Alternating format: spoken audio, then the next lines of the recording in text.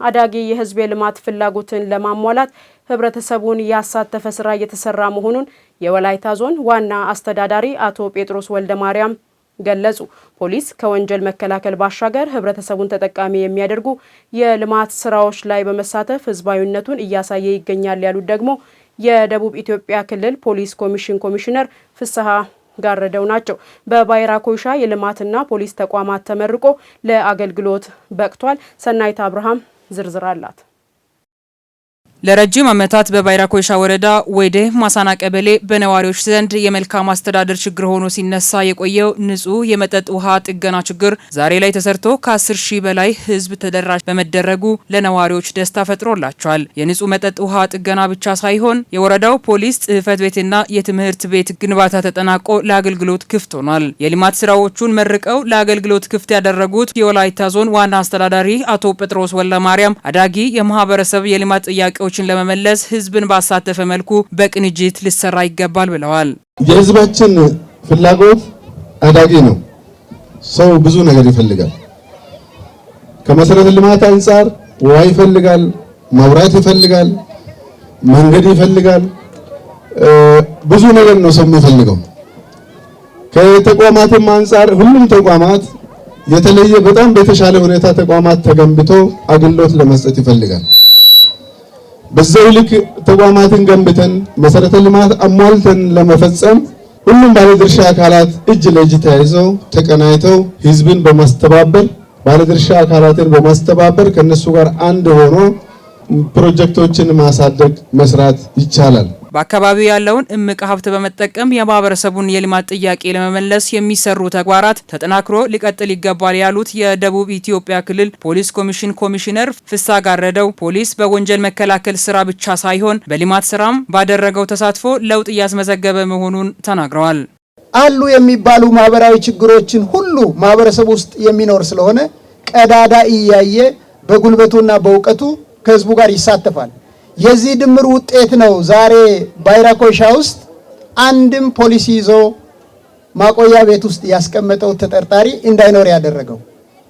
ስለዚህ ፖሊሶች የሚያገለግሉትን ህዝብ ማክበራቸውና መውደዳቸው እንደተጠበቀ ሆኖ ግን የማነጻጸሪያ ሚዛኑ ደግሞ በተቃራኒው ሲታይ ህዝቡም ፖሊስን ዳር አቁሞ የሚመለከት ፖሊስ ውስጥ ያለ የሚያስነቅፍ ነገር እኔን አይመለከትም ብሎ የሚያይ ሳይሆን ፖሊስን ወደ ራሱ አስጠግቶ ችግር ካለም እያረመ ውጤት በሚያመጣበትም ጊዜ ደግሞ ውጤቱን እያከበረ ከጎኑ መቆም አለበት። በወላይታ ዞን ደረጃ ወንጀል የመከላከል ስራ በሁሉም አካባቢዎች በትኩረት እየተሰራ በመሆኑ የወንጀል ድርጊቶች የቀነሱ ሲሆን ኮንትሮባንድን ከመከላከል ረገድም በተሰራው ስራ 107 ሚሊዮን ብር በላይ ለመንግስት ገቢ መደረጉን የወላይታ ዞን ፖሊስ መምሪያ አዛዥ ኮማንደር ንጋቱ ጌታቸው ገልጸዋል። በዞናችን የተገኘው ሰላም ልማትና መልካም አስተዳደር አሁን ከደረሰበት ደረጃ ወደ ተሻለ ከፍታ ለማሸጋገር የህግ በላይነትን የማስፈን ስራ ወደማይቀለበስበት ደረጃ ለማድረስ እንዲሁም የወንጀል ድርጊት እንዲቀንስ ለማድረግ ህዝብን በማሳተፍ ባለቤት በማድረግ በቁርጠኝነት እየተሰራ ይገኛል። ህገወጥ ንግድና ኮንትሮባንድን በመከላከልና በመቆጣጠር ዞናችን ለኮንትሮባንዲስቶች የስጋት ዞን እንዲሆን በማድረግ በተሰራው ስራ ከ107 ሚሊዮን ብር በላይ የሚገመት እቃዎች ተይዞ ለመንግስት ገቢ በማድረግ በሚሳለነት የሚጠቀስ ውጤት እንዲመዘገብ ተደርጓል። በህዝብና በመንግስት ተሳትፎ የተሰሩ እነዚህ የልማት ስራዎች መንግስት የያዘውን እቅድ ከግብ ለማድረስ በትጋት እንዲሰራ የሚያግዙ በመሆናቸው ትብብሩ ከተጠናከረ ብዙ መስራት እንደሚቻል ማሳያ ነው ተብሏል። ከመፈጠሩ በፊት ተሰርቶ ብዙ አገልግሎት ሳይሰጥ የተቋረጠውን 11 ቦኖ ያለውን ንጹህ የመጠጥ ውሃ ዳግም በመጠገን ለአገልግሎት ዝግጁ እንዲሆን ተደርጓል። በዚሁም ከመንግስትና ከህዝብ 1.3 ሚሊዮን የሚሆን ገንዘብ ወጪ ሆኗል። የትምህርት መሰረተ ልማትን ማሟላት ለትምህርት ጥራት የሚጫወተውን ሚና በመረዳት አቅደን ተነስተን የወይደ መሰና አንደኛ ደረጃ ትምህርት ቤት 1 ብሎክ 4 ክፍል ያለውን ገንብተናል። እዚህ ብቻ ሳይሆን ከዚህም ሌላ የቡከማ ፈቃቃ ዶንጋላ ትምህርት ቤትን ገንብተን ጨርሰናል። ከወረዳው መንግስት ጋር ሐሳብ በማመንጨት ተቀብሎ ለህብረተሰቡ ባቀረበው የተቋም ግንባታ ጥያቄ በመሰማማት ነው ገንብቼ እሰጣለሁ ብሎ በህብረተሰብ ተሳትፎ ብቻ ከ4 ሚሊዮን በላይ በጥሬ ገንዘብ እና በጉልበት በማገዝ በዛሬው ቀን ለምረቃ በዓል የምናበረክበት እለት እንኳን በሰላም አደረሳችሁ አደረሰን። ንጹህ መጠጥ ውሃ ተደራሽነት አንፃር በጣም ችግር ያለበት 3ቱ ቀበሌያት ናቸው። ቀነፋ ጎዴራ፣ ወይደ ማሰናና ቡከማ ፌቃቃ።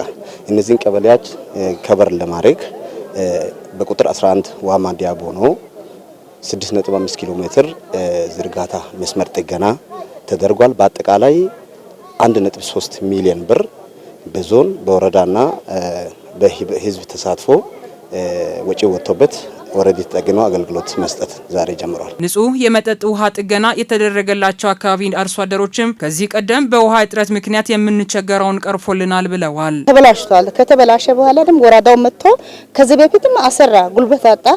ወረዳው እንግዲህ አዲስ ነውና ጉልበት አጥቶ እንግዲህ ሌላ ማወጪውን እኛ ትንሽ ስጧለ ሰተናል። አሁን እግዚአብሔር ይመስገን ደህና ውሃ መጥቷል። ንጹህ ውሃ እዚህ ማግኘታችን በበኩሌ በጣም ደስተኛ ነበርኩ። በጣም ደስተኛ ነኝ። ተገላግለናል ማለት ነው። ከዚህ በምን ወራጅ ውሃ ነው የምንጠቀመው። ለአጠባም ለመጠጥም ወራጅ ውሃ ነው የምንጠቀመው።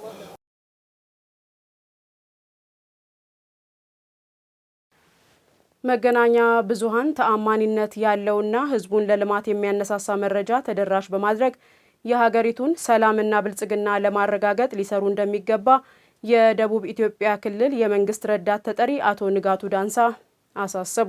ከተለያዩ ዞኖች ለተውጣጡ የሚዲያ ባለሙያዎች ለ3 ቀናት በወላይታ ሶዶ ከተማ ሲሰጥ የቆየው ስልጠና ተጠናቋል። ውሸት እውነት ሆኖ በሚታይበት በዚህ ዘመን ሰላምን የሚሰብክና ልማትን የሚያበረታታ መረጃ በፍጥነትና በጥራት በማሰራጨት የህዝብን ደህንነት ለማረጋገጥ እንዲሰሩ አቅም የፈጠረ ስልጠና እንደነበረ ሰልጣኞች ተናግረዋል። ለትሩንጎ ሙሉ ዘገባ መለሰ ወልቆ።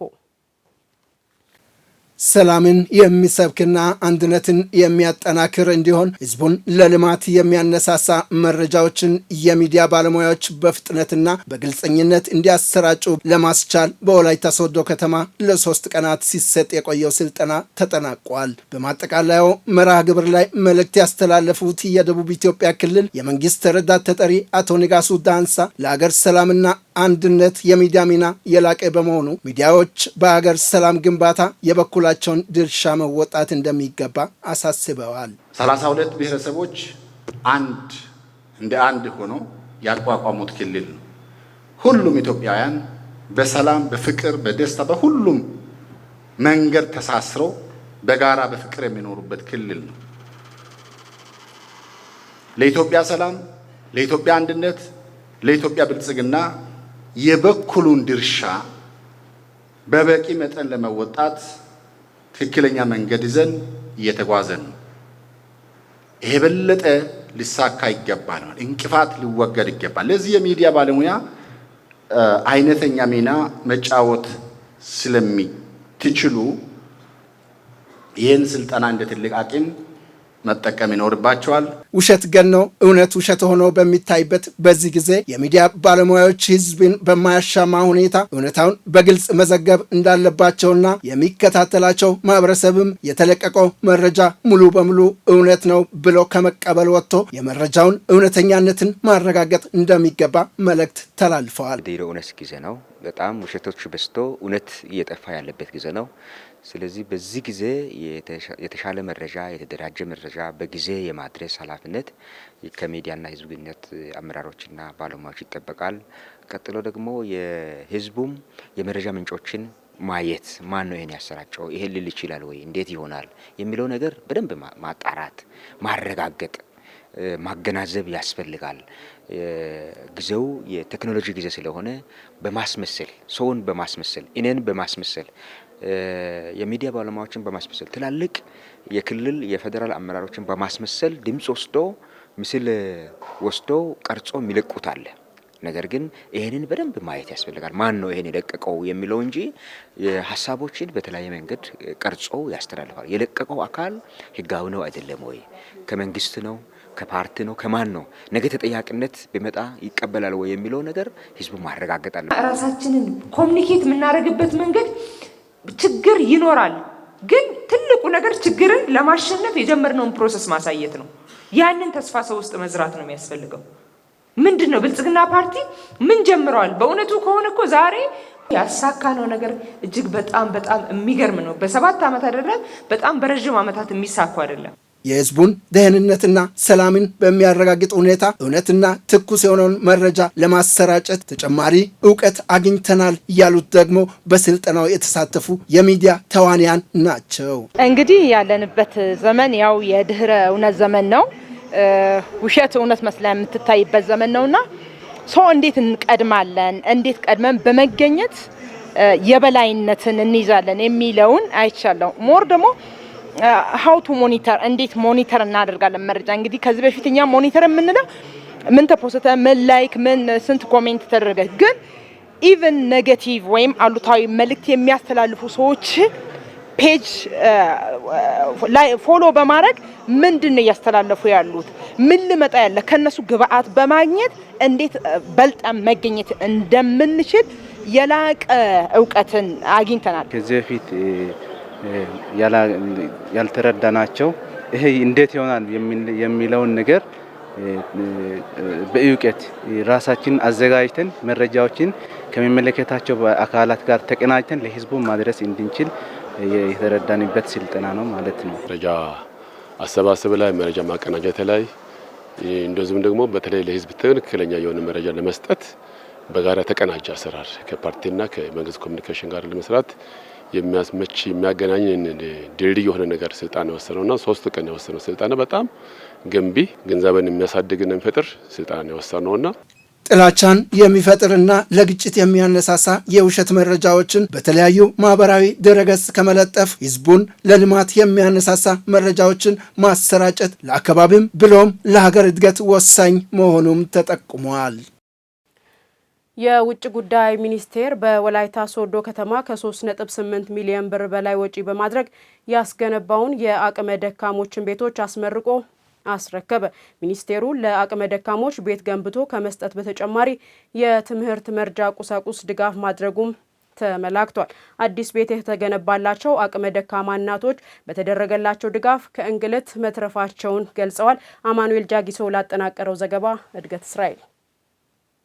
የኢፌዴሪ የውጭ ጉዳይ ሚኒስቴርና ተጠሪ ተቋማት በክረምት በጎ ፈቃድ አገልግሎት በወላይታ ሶዶ ከተማ አስተዳደር አራዳ ቀበሌ በ3.8 ሚሊዮን ብር በላይ ወጪ ለአቅመ ደካሞች ያስገነባውን መኖሪያ ቤት በማጠናቀቅ አስረክበዋል። በርክክቡ ስነ ስርዓት ላይ የተገኙት በውጭ ጉዳይ ሚኒስቴር የሚኒስትር ዴኤታ ጽህፈት ቤት ኃላፊ አቶ አበበ መብራቱ ሚኒስቴሩ በደቡብ ኢትዮጵያ ክልል በወላይታ ሶዶና በአርባ ምንጭ ከተሞች ለአቅመ ደካሞች መኖሪያ ቤት ገንብቶ ማስረከቡን በማንሳት በበጀት ዓመቱ ከ36 ሚሊዮን ብር በላይ ወጪ በማድረግ የበጎ ፈቃድ ስራዎችን ማከናወኑን ተናግረዋል። በወላይታ ሶዶና በአርባ ምንጭ ከተሞች ለ7 አቅመ ደካማ ነዋሪዎች በ7.2 ሚሊዮን ብር ወጪ መኖሪያ ቤት በማስገንባት እነሆ ዛሬ ለምርቃት እና ርክክብ አብቅተናል። በደቡብ ኢትዮጵያ ክልል በወላይታ ሶዶና በአርባ ምንጭ ከተሞች በድምሩ በ13.8 ሚሊዮን ብር ድጋፍ የተለያዩ ተግባራት የተከናወኑ ሲሆን በአጠቃላይ ሚኒስቴር መስሪያ ቤቱ በ36.5 ሚሊዮን ብር ወጪ በተደረጉ የተለያዩ የበጎ ፈቃድ አገልግሎቶች ስራዎቻችን የእርስ በርስ የመደጋገፍ ባህልን የሚያዳብሩ ለመጪው ትውልድም መልካም እሴትን የሚያሸጋግሩና ዘላቂ ብልጽግናን የሚያረጋግጡ በመሆናቸው ይሄው ተጠናክሮ እንደሚቀጥል ቃል ልንገባላችሁ እንወዳለን። የወላይታ ዞን ዋና አስተዳዳሪ አቶ ጴጥሮስ ወልደማርያም በበኩላቸው ሚኒስቴር መስሪያ ቤቱ ያከናወነው በጎ ተግባር በወላይታ ዞን ልምድ እየሆነ የመጣውን በጎ ፈቃድ አገልግሎት የሚያጠናክር ነው ብለዋል። ዛሬ ላይ ይህንን ቤት ሰርተው ያስረከቡን የውጭ ጉዳይ ሚኒስቴርን በእኔና በዞኑ አስተዳደር ስም መጀመሪያ ላይ ለማመስገን እፈልጋለሁ። እንደ ወላይታ እርስ በርስ የመደጋገፉ ስርዓት አሁን ዛሬ ላይ የተጀመረ አይደለም። ከዚህ በፊትም አቅም ያለው አቅም የሌለው አቅም ወዳለው ጋር ጠጋ ብሎ የሚደገፍበት ሁኔታ ነው የነበረው። ትላንት ድሃ የነበሩ ዛሬ ላይ ከሀብታም ቤተሰቦች ጋር ሶፋ አለ፣ አልጋ አለ። ቤቱ በብሎኬት በቢላ የተሰራ ቤት ነው። ይሄን ለእኛ መነሻ ሆኖ ሁላችንም በጎ ስራ ለመስራት የሚያነሳሳ ከመሆኑ ጋር ተያይዞ ሁላችንም እጅ ለእጅ ተያይዘን እንነሳ ነው ይሄም ያስተምረን የቤቶችን ግንባታ ዳሞታ ኮንስትራክሽን ኩባንያ በተባለው ጊዜና ጥራት ሰርቶ በማጠናቀቅ ለበጎ ፈቃድ አገልግሎት አጋርነቱን ማሳየቱን የወላይታ ልማት ማህበር ዋና ስራ አስፈጻሚ አቶ አሰፋ ናና ገልጸዋል። ወላይታ ልማት ማህበር ከፌዴሪ ውጭ ጉዳይ ሚኒስቴርና ተጠሪ ተቋማት በተገኘ የገንዘብ ድጋፍ በወላይታ ሶዶ ከተማ አስተዳደር ከንቲባ ጽሕፈት ቤት ጋር በመተባበር ለ5 አቅመ ደካማ ቤተሰብ በብር 3,629,057 ሁለት ቤቶችን ከነ መጸዳጃ ቤቶች ግንባታ ስራም ከዳሞታ ኮንስትራክሽን ኩባንያ ጋር ውል በመግባት ልማት ማህበሩ ዋና ጽሕፈት ቤት መሐንዲሶች በመጠቀም የግንባታ ስራዎችን በታቀደላቸው ጊዜ ገደብና ጥራት ተሰርቶ እንዲጠናቀቅ የዲዛይን ስራ እስከ ግንባታው ማጠናቀቂያ ድረስ ያለውን ሙሉ ስራውን በእንደዚህ አይነት ሁኔታ አጠናቆ ዛሬ አስረክቧል። ከፍተኛም አመራሮች በተገኙበት የወላይታ ሶዶ ከተማ ምክትል ከንቲባ አቶ ብርሃኑ ጩምአ በበኩላቸው ከዚህ ተሞክሮ በመውሰድና የከተማ አስተዳደሩን የውስጥ አቅም በመጠቀም ሌሎች አቅመ ደካሞችን ለመደገፍ የሚሰራው ስራ ተጠናክሮ ይቀጥላል ብለዋል። በየጓዳችን ያሉ ችግሮችን በደንብ ማየት ብንችል እንደዚህ አይነት ችግሮችን በቀላሉ መፍታት የምንችልበት የራሳችን የውስጥ አቅም አለን። ስለዚህ ከዚህ ተሞክሮ ወስደን እንደ ከተማ አስተዳደር ዛሬ ለምረቃ በበቃው ልክ ሌሎች በርካታ ቤቶችን በቀጣይ ለተቸገሩ አቅመ ደካማ እናቶችና አባቶች ለማስረከብ ስራዎችን እየሰራን እንገኛለን። አዲስ ቤት የተገነባላቸው አቅመ ደካሞችም በተደረገላቸው ድጋፍ ከእንግልትና መከራ መትረፋቸውን በመግለጽ ሚኒስቴር መስሪያ ቤቱን አመስግነዋል። እኔ ይሄ ቤት ይሰራል ብዬ አላሰብኩም። ቃላት ያጥረኛል ለመናገር እንጂ ቤት ይህን ይሰራል ብዬ ለሞት ነው የታቀድኩት። እኔ ታምሜ አልጋ ቁራኛ ሆኜ ነበረ ያለሁት። እግዚአብሔር ድኖ ከጉርጋድ አውጥቶ ለዚህ ማረግ አበቃል። በ5 ዓመት ይሄውና አሁን ለውጥ አገኘው። እኛ ቤት ይሄ ጎርፍ ነው የምገባው። ከጎርፉ እግዚአብሔር አውጥቷል። ይሄን የመሰለ ቤት ሰጥቷል። እድሜ ይስጣችሁ። ሁሉንም ድርጅቱን መርቃለሁ። የሰራችሁ ያገዛችሁ እድሜ ይስጣችሁ እላለሁ እኔ። የመማር ማስተማር ሂደትን ለማሻሻል በየደረጃው ያሉ የመምህራን የትምህርት ቤቶች አመራሮችን በመመዘን የሙያ ብቃት ለማረጋገጥ እየሰራ መሆኑን የደቡብ ኢትዮጵያ ክልል ትምህርት ቢሮ አስታወቀ። ለ560 ለሚሆኑ ተፈታኞች የመመዘኛ ዕድል በማዘጋጀት የሙያ ብቃት ፈተና መስጠቱን የገለጸው የወላይታ ዞን ትምህርት መምሪያ ነው። በእውቀት የተካነ ትውልድ ለማፍራት በትምህርት ዘርፍ ከፍተኛ ሚና ላላቸው ለመምህራን፣ ለርዕሳነ መምህራንና ለሱፐርቫይዘሮች የሚሰጠው የአቅም መመዘኛ ፈተና አሰጣጥ ተጠናክሮ ይቀጥላልም ተብሏል። ተገኝ ሰይፉ ያዘጋጀው ዘገባ እንደሚከተለው ይቀርባል። በእውቀትና ስነ ምግባር የታነጸ ትውልድ ለመቅረጽ እድል ፈንታው በእጃቸው የሆኑ መምህራን በሙያው ብቁ ሆነው እንዲያገለግሉ በየጊዜው የሚሰጡ አጫጭር ስልጠናዎችና የአቅም መመዘኛ ፈተናዎች ወሳኝ ናቸው። በዚህም መሰረት በወላይታ ዞን ከሁሉም መዋቅሮች ለተውጣጡ መምህራን፣ ርዕሰ መምህራንና ሱፐርቫይዘሮች የተሰጠው የአቅም መመዘኛ ፈተና በቀጣይ በትምህርት ጥራትና በደረጃ ልኬታቸው ላይ የተሻለ ውጤት የሚያስገኝ እንደሆነ ተመላክቷል። ይሄኛው ፈተና ወሳኝ ነው። ለምን መምህሩ በራሱ ሰብጀክት የራሱን ሰብጀክት የተማረበትን አውቆ ለተማሪዎች ጥሩ ትምህርት እንዲሰጥ ይሄ ፈተና በመሰጠቱ በጣም ደስ ይላል። ለምን ይሄን ፈተና መምህሩም ራሱን ፈትሾ የራሱ ደካማ ጎኑ የቱ ጋር እንዳለ ማየት አለበት፣ መፈተሽ አለበት። ከዛም በኋላ ደግሞ ይሄን ፈተና ከተፈተነ በኋላ እንዳና ደግሞ ቀጣዩ መንግስት የሚያስቀምጠውን ስትራቴጂዎች የተለያዩ ነገሮች አሉ። ጥራት ያለውን ትምህርት ለማምጣት ይሄ ፈተና ደግሞ ወሳኝ ነው ለመምህራን። የራሴ እውቀትን ለማሳደግ ራሴን ያለሁበትን ለማየት የሚያግዝ ነው ብዬ ከዛሬው ፈተና ተረድቻለሁ። የተሻለ ስራ ይሰራል ብዬ አስባለሁ። ምክንያቱም እንዳየሁት ማለት ነው ፈተናም ጥሩ ነው፣ ግን ሰው ተነቃቅቶ ያለበትን እንዲህ ይጠቁማል ብዬ አስባለሁ። እያንዳንዱ መምህር በሚያስተምረው ትምህርት ብቃቱ የሚለካበት ነው። በዋናነት መምህሩ ብቃቱ ይለካል። የተሻለ መምህር ደግሞ ለተሻለ አገልግሎት ማለት ጥራት ያለውን ትምህርት ለተማሪዎች እንዲሰጥ የሚፈለግ ስለሆነ በዚህ ልክ መምህራኖቻችን ምን ያህል ብቁ ናቸው የሚለውን በየወቅቱ እየመዘንን ጥራት ያለውን ትምህርት ለተማሪዎቹ ለማስተላለፍ ታቅዶ የሚሰጥ ምዘና ነው። በእውቀት የተገነቡ መምህራን ለሀገር አለኝታ የሆነ ትውልድ ይገነባሉ ያሉት የወላይታ ዞን ትምህርት መምሪያ ኃላፊ አቶ ሚካኤል ሳኦል መምሪያው በዚህ ዙር የመመዘኛ ፈተና ከየደረጃው 560 ተፈታኞችን በመፈተን የትምህርት ጥራትን በማሻሻል ሂደት ላይ እንደሚገኝም ጠቁመዋል። ለትምህርት ስራው ለውጥ ሚና ሊጫወቱ የሚችሉ መምህራን፣ ሱፐርቫይዘሮች፣ ርዕሳነ መምህራን ስለሆኑ የአቅም ግንባታ ስልጠናዎችን ለመስጠት በየእርከኑ ላሉ መምህራን፣ ሱፐርቫይዘሮች፣ ርዕሳነ መምህራን ስራቸውን በደንብ በእውቀት እንዲመሩ ለማድረግ ምዘና አስፈልጓል። ስለዚህ በምዘናው ሂደት ውስጥ የራሳቸውን ውጤት አውቆ እነሱም ራሳቸውን ለማብቃት መንግስትም ደግሞ ትኩረት አድርጎ ለመስራት በሚያመች መንገድ የቀጣይ እቅዳችን አካል አድርገን ለመስራት እንዲሁም ነው አሁን ፈተና እየተሰጠ ያለው። የተማሪዎቹን ውጤትና ስነ ምግባር ለማሻሻል አስቀድሞ የመምህራንና የትምህርት ቤቶች አመራሮች አካላትን የአቅም ውስንነት ለመቅረፍ ያስፈልጋል። ስለዚህም የሙያ ብቃት ማረጋገጫ ፈተናዎች ወሳኝ ተግባር እንደሆኑም የደቡብ ኢትዮጵያ ክልል ትምህርት ቢሮ የትምህርት ጥራት ኢንስፔክሽን ክትትልና ግምገማ ባለሙያና የወላይታ ሶዶ ማዕከል አስተባባሪ አቶ ጅሎ ቦኒያ ተናግረዋል። መምህራኖቹም ጋር ሆነ የትምህርት ቤት አመራሩ ጋር ያለ የአቅም እና የክህሎት ክፍተት የአቅምና የክህሎት ክፍተት በመለየት ክፍተቱን ለማሻሻል ስልት በመቀየስ እንዳጠቃላይ ተማሪዎችን ውጤትና ስነ ምግባር ማሻሻል ነው የሚሆነው ማለት ነው። ምዘናው ካላለፉ በድጋሚ ይወስዱታል። በቀጣያው ምዘናው ከተጀመረ ቆይቷል። አሁንም እየተሰጠ ነው ያለው። ቅድም ከላይ ለተጠቀሰው ዓላማ በዚህ ልክ መምህራን ወደዚህኛው ወደ ብቃቱ እንዲመጡ ስለሚፈለግ ቀጣይነት ያለው የትምህርት ዘርፉን በማጠናከር በእውቀት የተሻለ ትውልድ ለማፍራት በመምህራንና በትምህርት ቤቶች አመራሮች ላይ የተጀመሩ ፍተሻዎችና ምዘናዎች ተጠናክረው መቀጠል እንዳለባቸው ተመላክቷል። ላለፉት 37 ዓመታት በግንባታ ሂደት ላይ የቆየው የወላይታ ሶዶ የአቡነ ተክለ ሃይማኖት አንድነት ገዳም ህንጻ ተጠናቆ ግንቦት 24 ቀን 2017 ዓ.ም እሁድ ዕለት በደማቅ ሁኔታ ይመረቃል። ህንጻው በ2600 ካሬ ሜትር ስፍራ ላይ ያረፈ 5 ጉልላትና የምድር ቤትም ያለው እጅግ የረቀቀ የኪነ ጥበብ የታከለበትም ነው።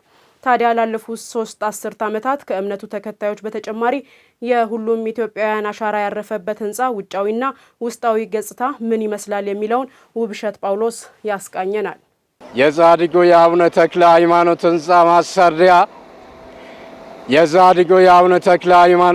ማሰሪያ እግዚአብሔር ይስጥልን፣ ተክልዬ ይስጥልን፣ እግዚአብሔር ይስጥልን፣ ተክልዬ በሰላም ያግባችሁ። ለረጅም ዓመታት ቢያንስ እድሜው ከ37 ዓመታት በላይ በግንባታ ሂደት የቆየ ህንጻ ነው። ይህ በወላይታ ሶዶ ከተማ የሚገኝ የአቡነ ተክለ ሃይማኖት አንድነት ገዳም ቤተክርስቲያን ማለት ነው። ይህ ቤተክርስቲያን የግንባታ ሂደቱ ገና መሰረተ ድንጋይ ከተቀመጠበት ከ1980 ዓ.ም ጀምሮ እስከ ዛሬ ድረስ እንግዲህ በተለያዩ የህንጻ ጥበብ ባለሙያዎችና በተለያዩ መሐንዲሶችም ጭምር የግንባታ ሂደቱ ሲሰራ ቆይቷል። ከሀገራችን ውጭም ያሉ ዜጎችም የተሳተፉበት የሁሉም ዜጎች ጥረት የታከለበት ህንጻ እነሆ ሊመረቅ ነው እንግዲህ። ስለዚህ ይህ ህንጻ ሲመረቅ የህንጻ ግንባታውን አስመልክተን የስትራክቸራል ወይንም የምህንድስና ስራዎቹ ምን ይመስላሉ የሚለውን ነገር ደግሞ በዚህ አሻራቸውን ካኖሩ ባለሙያዎች ጋር ቆይታ የምናደርግ ይሆናል። ያው ስራውን ለ5 መሐንዲሶች ተከፋፍለን ነው የያዝነው። ይሄ ሙዚየም ነው እዚህ ጋር ያለው። ይሄ ሙዚየሙን እና እዚህ ጋር ደወል ቤቱን አንድ መሐንዲስ ነው የያዘው። ይሄ ቤተልሔሙን እና ትልቁን ህንጻ አንድ መሐንዲስ ነው የያዘው። የኔ ደግሞ አስፋልቱን፣ ይሄ ሳሩን፣ ሜን ጌቱን፣ ግሪን ኤሪያውን ሁሉ እኔ ነኝ ያሰራሁት ማለት ነው። በአዲስ መልክ ተዋቅሮ ያው ለብዙ አመት የቆየ ህንጻ ነው።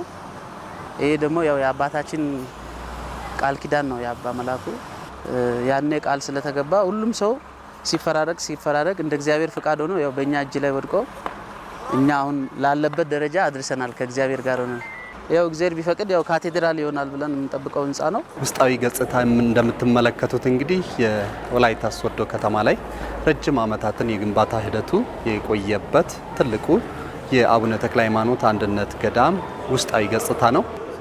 ደብረ መንክራት አቡነ ተክለ ሃይማኖት ገዳም ምናልባት ልዩ የሚያደርገው የዛሬ 37 ዓመት በፊት ግንቦት 12 1980 ዓመተ ምህረት ላይ ነው በሶስተኛው የኢትዮጵያ ፓትርያርክ በአባ መላኩ ወይንም በብፁዕ አቡነ ተክለ ሃይማኖት መሰረት ድንጋይ የተቀመጠው።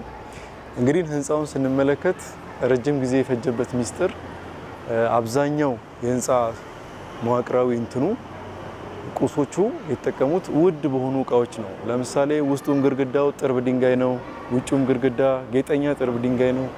እያንዳንዷ ድንጋዮች የራሷ ጌጥ ተሰርታበት ጊዜ በሚፈጅ ሁኔታ ነው እንትን ያለው። ውስጡንም እንደምትመለከቱት እንደዚህ በአማረ መልኩ ለመስራት የተጠቀምናቸው ግብአቶች እነዚህ ሞዛይኮቹ፣ ውስጥ ስር በሮቹ እያንዳንዱ ፍልፍል በር ነው የተጠቀምነው።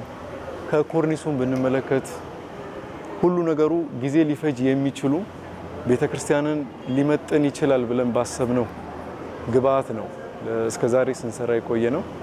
እንደገና በአጠቃላይ ቤቱ 2600 ካሬ ላይ ነው ያረፈው። ግማሽ ክፍሉ ምድር ቤት አለው። ከውሃ ልክ አንጻር የተፈጠረ ምድር ቤት አለው።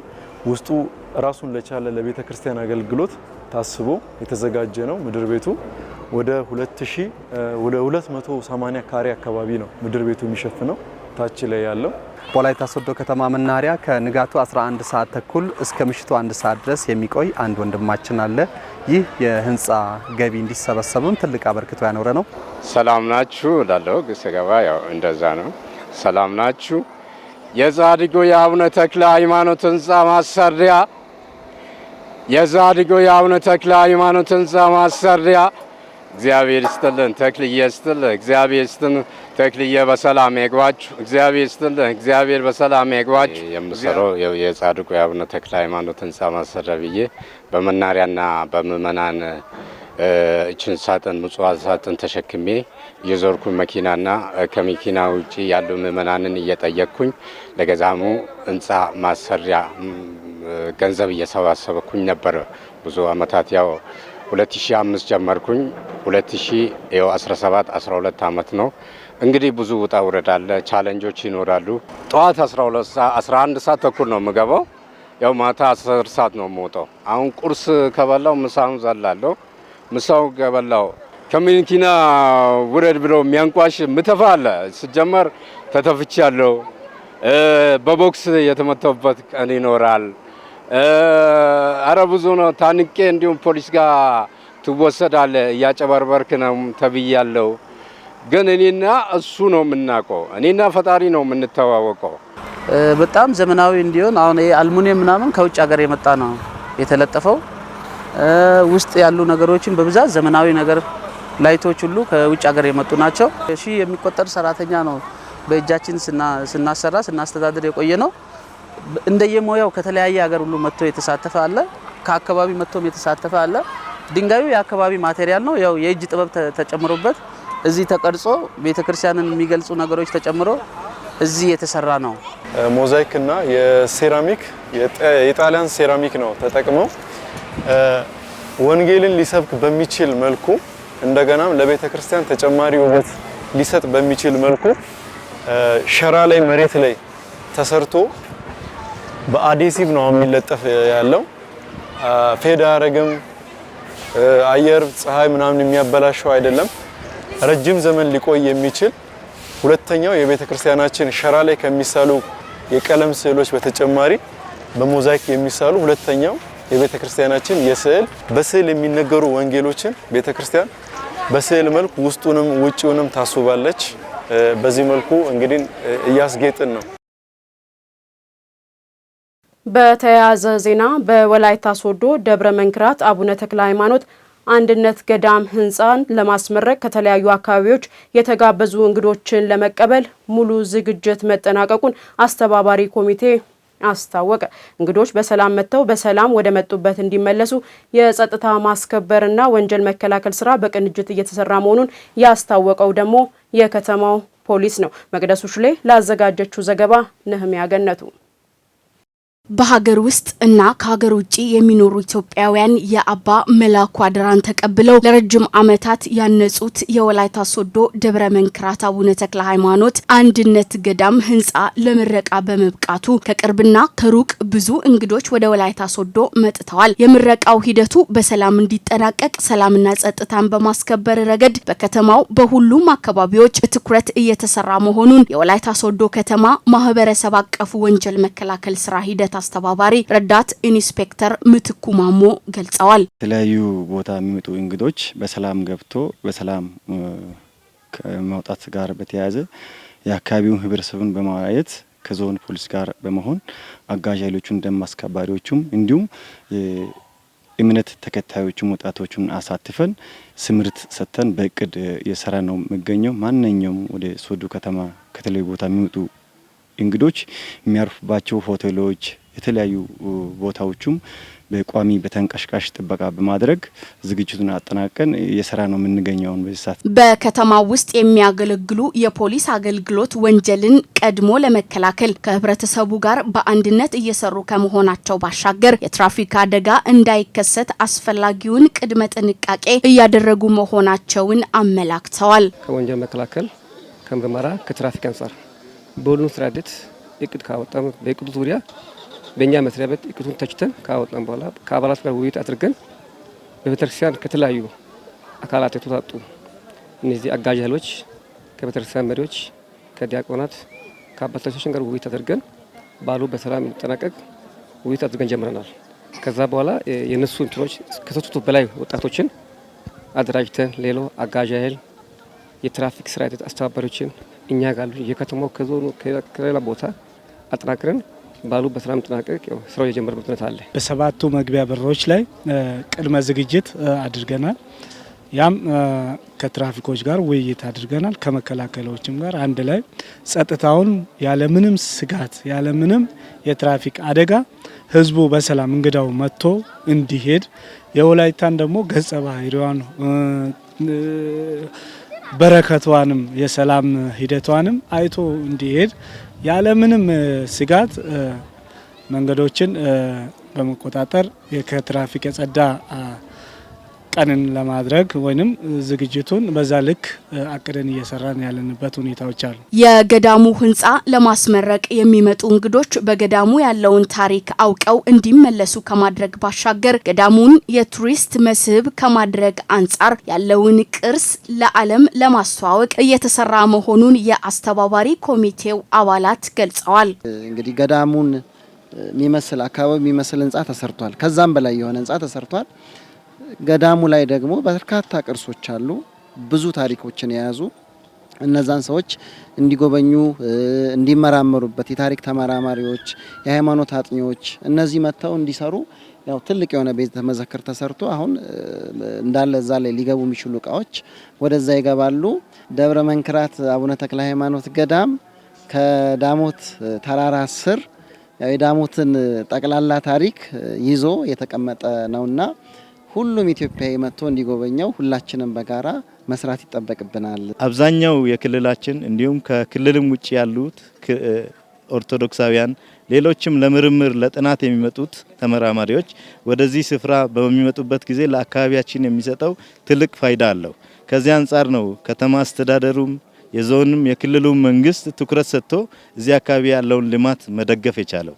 ከዚህ አንጻር በጣም ሰፊ ነገሮችን ነው የምታዩት። ይሄን የምታዩትን አሁን የቤተክርስቲያኒቱን ገጽታ ለማሳመር በዚህ የሁሉ አሻራ ተላልፏል። በዚህ ሁሉም አሻራውን አሳርፏልና ይሄ የህዝብ መሆኑን የህዝብን ታሪክ የሚያጎላ ቦታ መሆኑን ሁሉም ሰው ተረድቶታል። ስለዚህ አሁን በቀጣይ የሚመጣ ሰው እዚህ አካባቢ በሚመጣበት ቦታ አንደኛ ከሰላም አንጻር ቦታው የተመቸ ነው። አካባቢያችን ማንም ሰው ሲመጣ የተመቸ አካባቢ መሆኑን፣ ሁለተኛ ደግሞ ተመራማሪዎች ሲመጡ ለምርምር የሚያስፈልጋቸውን ነገር ማግኘት የሚችሉበት ትልቅ ገዳም ሀብት ስለሆነ ይሄ የሀገር ሀብት ነው።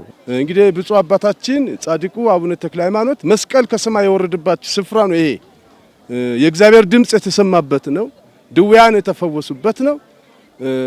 በንብ ቀፎ ጠቅልለው በአጆራ ገደል በሚጥሏቸው ሰዓት እንግዲህ ያው ቅዱስ ሚካኤል ተራርቶ 3 ጊዜም ከሞት ያዳናቸው በዚህ በወላይታ ነው። ስለዚህ ምንድነው ይሄ የቅርስ የታሪክ ቦታ ስለሆነ በቀጣይ የቱሪስት መዳረሻ ለማድረግ ነው። እንደ ደብረ ሊባኖስ፣ እንደ አክሱም ጽዮን ማርያም፣ እንደ ግሸን ማርያም እንደዚህ ያሉ እንደ ታላላቅ ገዳማትና አድባራት የቱሪስት መዳረሻ ለማድረግ ነው። አሁን እዚህ ጋር የሚተሰራው ይሄ ትልቁ ሙዚየም ነው። ለምረቃ ክብረ በዓል የሚመጡ እንግዶችን በመቀበል በገዳሙና በአካባቢው ያለውን ታሪክና ባህል በማስተዋወቅ በሰላም ወደ መጡበት እንዲመለሱ የአካባቢው ህብረተሰብ የእንግዳ አቀባበል ባህሉን በተግባር ሊያሳይ እንደሚገባ ተመላክቷል።